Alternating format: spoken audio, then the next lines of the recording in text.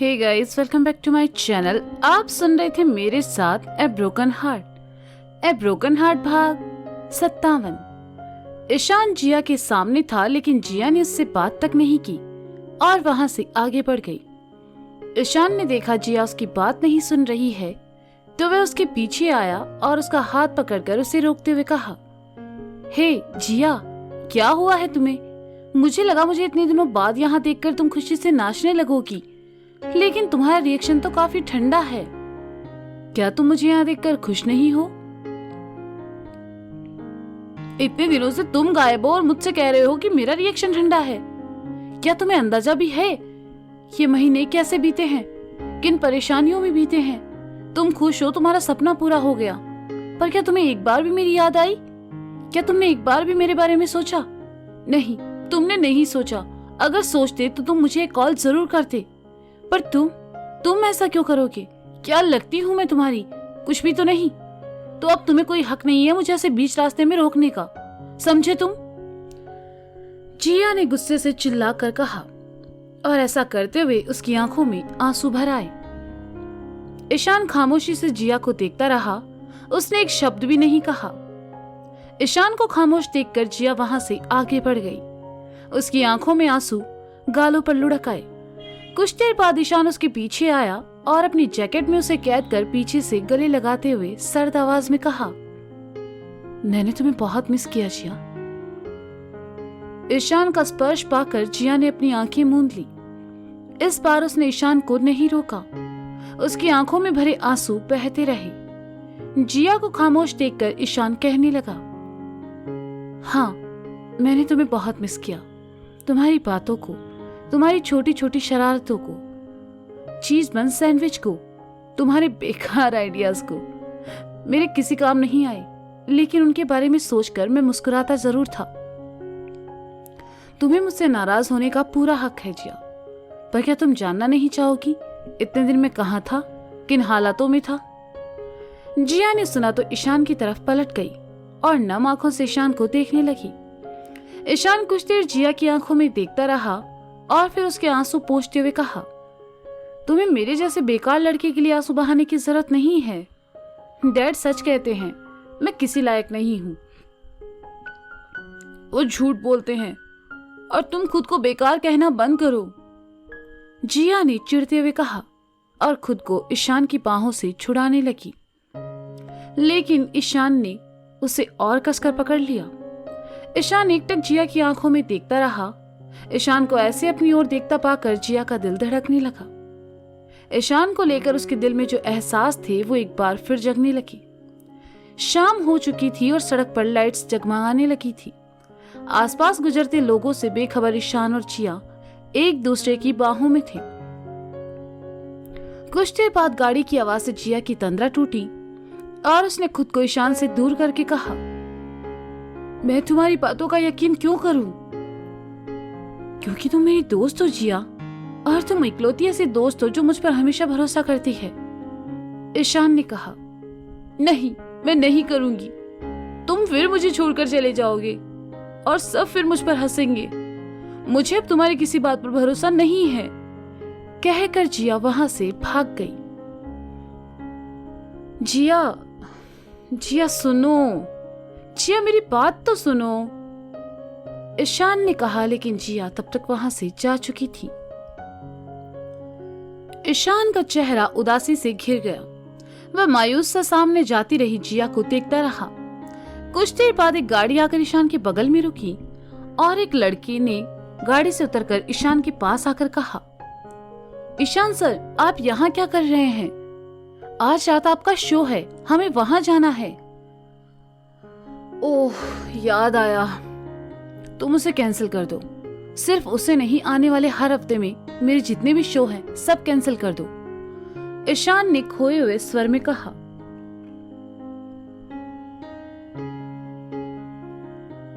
ये आप क्या कह रहे हो सर? मैं सबसे एडवांस ले चुका हूँ। अगर शो कैंसिल किए तो हमें बहुत नुकसान होगा, लड़के ने परेशानी भरे स्वर में कहा। क्या ये नुकसान किसी की जान जाने से ज्यादा बड़ा है? ईशान ने लड़के की तरफ देखकर कहा, नहीं, लेकिन लड़के ने कहना चाहा तो ईशान ने उसे बीच में ही रोक दिया और कहा, लेकिन वेकिन कुछ नहीं, मैंने जो कहा वो करो। 1 हफ्ते के लिए मैं इन सबसे दूर हूँ और तुम भी वापस बेंगलोर चले जाओ। 1 हफ्ते बाद दिल्ली में एक अवार्ड शो है, तुम मुझसे वहां मिलना। ईशान ने अपने जैकेट से एक चेक निकालकर लड़के को थमाते हुए कहा, ठीक है सर, अवार्ड शो में मिलते हैं, टेक केयर। लड़के ने चेक लेकर कहा और गाड़ी की तरफ चला गया। ईशान वहीं खड़े रहा। उसे जिया से मिलना था। वह बस कैसे भी करके उसे मनाना चाहता था। लिली आंटी का घर उस जगह से ज्यादा दूर नहीं था, इसलिए ईशान पैदल ही जिया से मिलने चल पड़ा। चलते चलते ईशान विंग रेस्टोरेंट के सामने से गुजरा तो सहसा ही उसके कदम धीमे हो गए और उसे एकदम से डेस्टिनी की याद आई। ईशान के होठों पर एक प्यारी सी मुस्कान तैर गई। ईशान बेंगलोर में काफी फेमस हो चुका था और इसका अंदाजा इस बात से लगाया जा सकता था कि अब वह नए नए शहरों में भी शो करने लगा था। दिल्ली भी वह अपने कुछ शोज के लिए ही आया था और साथ ही उसे जिया से भी मिलना था। आसपास गुजरते लोग उसे जान न ले सोचकर ईशान ने अपनी जैकेट का कैप ओढ़ लिया, जो कि आंखों से नीचे तक आ रहा था। ईशान गमले के पास डिवाइडर पर आ बैठा और डेस्टिनी का सर सहलाते हुए कहा, कैसे हो प्यारी डेस्टिनी, क्या मैं तुम्हें याद हूं? ईशान की आवाज सुनकर और उसके हाथ का स्पर्श पाकर डेस्टिनी चौंका। वह डिवाइडर से उठकर ईशान के सामने चला आया। अब जैसा कि बिल्लों को सूंघने की क्षमता इंसानों से ज्यादा होती है, डेस्टिनी ने भी ईशान को तुरंत पहचान लिया। डेस्टिनी जब ईशान के हाथ को चाटने लगा तो ईशान के होंठों पर मुस्कुराहट तैर गई। डेस्टिनी अभी तक उसे भूला नहीं था। चलो शुक्र है मैं तुम्हें याद हूं, वरना इस शहर में ऐसे लोग भी हैं जो मुझे भूल जाने का नाटक कर रहे हैं। ईशान ने डेस्टिनी की पीठ सहलाते हुए कहा। ईशान की बात सुनकर डेस्टिनी भौंका, जैसे जानना चाह रहा हो कि कौन। हाँ, तुमने सही समझा, वो पागल लड़की जिया। पता है डेस्टिनी, इतने महीनों बाद दिल्ली में सिर्फ उससे मिलने आया था और उसने मेरी बात तक नहीं सुनी। वो कितना बदल गई है। ना वो मुझे देखकर अपने सामने खुश हुई, ना ही उसने मुझसे ठीक से बात की। उसने मुझे हेलो तक नहीं कहा। ईशान की बात सुनकर डेस्टिनी समझ गया कि वह फिर उसकी दोस्त जिया की शिकायत कर रहा है। लेकिन इस बार डेस्टिनी ईशान पर भौंका नहीं, बल्कि मासूम सा चेहरा बनाकर उसकी बातें सुनने लगा। ईशान ने डेस्टिनी को एक नजर देखा और आगे कहने लगा, मैं कुछ नहीं भूला हूँ डेस्टिनी, मुझे याद है मेरा सपना पूरा करने के लिए जिया ने मेरी बहुत मदद की है। मैं चाहूं भी तो इसका कर्ज नहीं चुका सकता। उसने इन हालातों में मेरी मदद की जब मेरे पेरेंट्स ने मुझ पर भरोसा नहीं किया, तब जिया ने किया। वो हमेशा कहती थी कि तुम कर लोगे, और मैंने किया भी डेस्टिनी। जिया पर भरोसा कर मैंने जो भी किया वो सब सक्सेस रहा। हाँ, वो अब भी थोड़ी अजीब है, लेकिन उसकी बातें सही होती है। ये मुझे बहुत देर बाद समझ आया।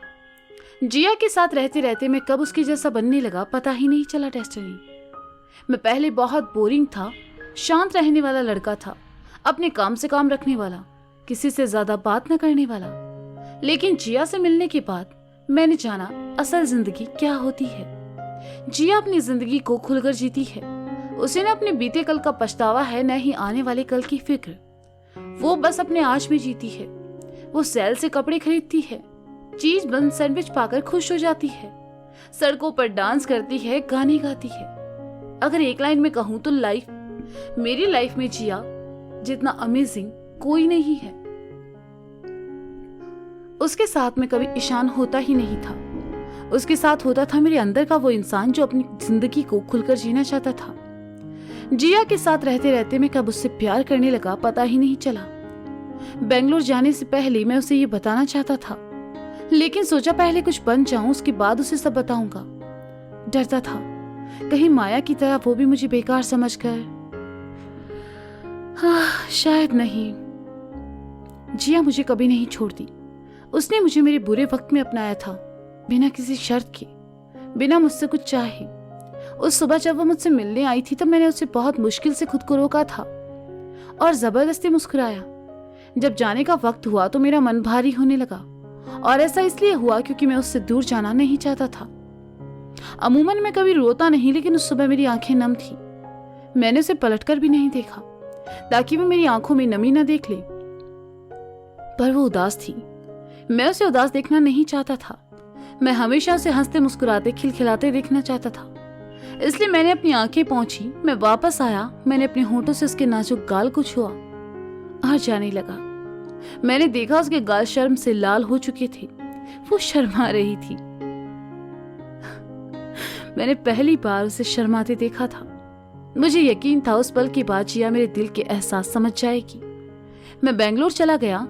जिया के बिना वहां कुछ अच्छा नहीं लग रहा था, सब बेकार लग रहा था। दिल किया वापस दिल्ली आ जाऊं उसके पास। जिया ने मुझे अपना नंबर दिया था, पर मेरी किस्मत इतनी खराब थी कि उसे फोन करने से पहले ही मेरा फोन चोरी हो गया।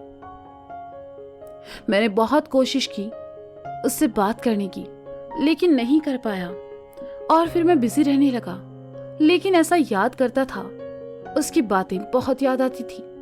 मेरा एक ही सपना था, आरजे बनना, और वो पूरा भी हुआ, लेकिन जिया की वजह से।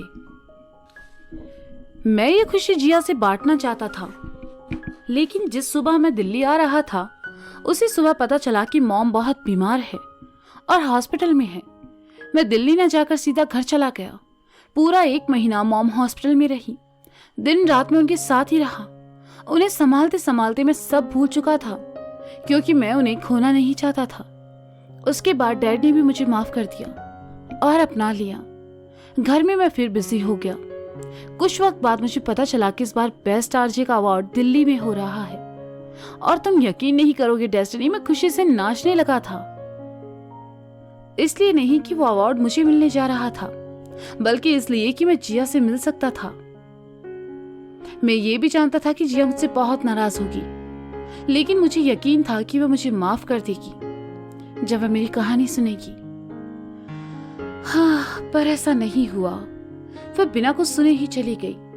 वह मुझसे बहुत गुस्सा है डेस्टिनी, और उसे होना भी चाहिए। मैंने उसके साथ अच्छा नहीं किया। आज इतने दिनों बाद उसे देखकर अच्छा लगा। उसकी आवाज में गुस्सा था, लेकिन गुस्से के पीछे का प्यार भी दिखाई दे रहा था। पता है, वो नाराज थी, लेकिन फिर भी मुझे डांट रही थी कि मैं खुद को बेकार ना कहूं। सच में वो कितनी अच्छी है ना डेस्टिनी। क्या तुम मेरी जिया से मिलना चाहोगे? हाँ, मेरी जिया, वो मेरी दोस्त भी है, मेरी वेल विशर भी। मेरी हंसी खुशी, मेरी आखिरी उम्मीद सब जिया ही है। तो क्यों ना उसे मैं अपना ही कहूं। तुम्हें एक बार उससे जरूर मिलना चाहिए। यकीनन तुम्हें भी उससे प्यार हो जाएगा जब वो अपने दोनों हाथों को अपने गालों से लगाकर कहेगी, ओ तुम कितने प्यारे हो डेस्टिनी, क्या मैं तुम्हें गोद में उठा लूं? ईशान ने आखिर में जिया की नकल करते हुए कहा। तो डेस्टिनी ईशान के सामने उछलने लगा, जैसे उसकी बात का समर्थन कर रहा हो। ईशान ने डेस्टिनी का सर सहलाया और कहा, हाँ, ये सब बातें मैं जिया को बताना चाहता था, लेकिन वो तो कुछ सुनने को तैयार ही नहीं है, इसलिए मैंने ये तुमसे कहा। हाँ, अब थोड़ा हल्का महसूस हो रहा है। वैसे जिया की बात शहर में तुम भी हो, जिसे मैं थोड़ा पसंद करता हूँ। अब मुझे चलना चाहिए। तुम अपना ख्याल रखना, हम जल्द मिलेंगे। और हाँ, इस बार मैं तुम्हारे लिए चीज बन सैंडविच जरूर लाऊंगा। तो मैं चलता हूँ, अपना ख्याल रखना। ईशान उठा और चला गया। डेस्टिनी अपनी आंखें मिचकाते हुए ईशान को देखता रहा। उसकी आंखों में खुशी भरी चमक थी। वह खुश था कि ईशान वापस लौट आया है। ईशान होटल में रुका था, लेकिन उसे अपने पुराने घर की याद आई, तो वह होटल न जाकर उस ओर चल पड़ा। ईशान घर के सामने आकर रुका। उसने देखा दरवाजे पर ताला लगा है। वह मुस्कुराया। ये ताला उसी ने लगाया था और उस पर जिया के साथ अपना नाम लिखा था। लगता है उस पागल लड़की जिया ने इसे देखा ही नहीं। देखती तो समझ जाती कि उसे मैं कितना पसंद करता हूं। ईशान बड़बड़ाया। वह कुछ देर घर के बाहर खड़ा उसे देखता रहा और फिर एकदम से कहा, ओ, मैं ये कैसे भूल गया कि मुझे जिया को मनाना भी है। क्या मुझे अभी उसके घर जाना चाहिए? वैसे मुझे भूख भी लगी है, तो क्या जिया मुझे थोड़ा सा खाना खिला देगी? क्यों ना चलकर देखा जाए। मैं आ रहा हूं मेरी पागल जिया। ईशान अपने घर से लिली आंटी के घर की तरफ चल पड़ा, जहां जिया रहती थी। घर के बाहर आकर ईशान ने देखा सब सो चुके हैं।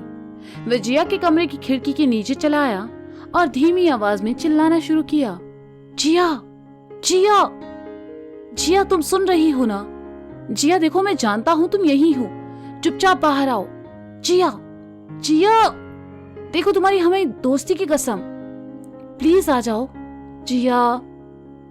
अचानक से कमरे की खिड़की खुली और जिया ने अपनी गर्दन बाहर निकालकर कहा, क्या है? इस वक्त तुम शोर क्यों मचा रहे हो? क्या चाहिए तुम्हें? तुम, मेरा मतलब तुम नीचे आओ, मैं सब बताता हूं। ईशान ने एकदम से अपनी बात बदलते हुए कहा, मुझे तुम्हारी कोई बात नहीं सुननी, तुम जाओ यहां से। जिया ने झल्लाते हुए कहा, लगता है तुम ऐसे नहीं मानोगी। वो देखने में सीधी सादी कैसी लगती है, बोलती कि वो तो कुछ नहीं समझती, अंदर से कितनी तेज है। कहते हुए ईशान जोर जोर से गाना गाने लगा और जिया ने अपना सर पीट लिया। तो दोस्तों, ये था ए ब्रोकन हार्ट भाग 57। इसका अगला भाग आप जल्द ही सुनेंगे मेरे साथ। तब तक के लिए शुक्रिया, बाय बाय, अपना ख्याल रखें और हाँ, सुनते रहें ए ब्रोकन हार्ट मेरे साथ। Bye bye.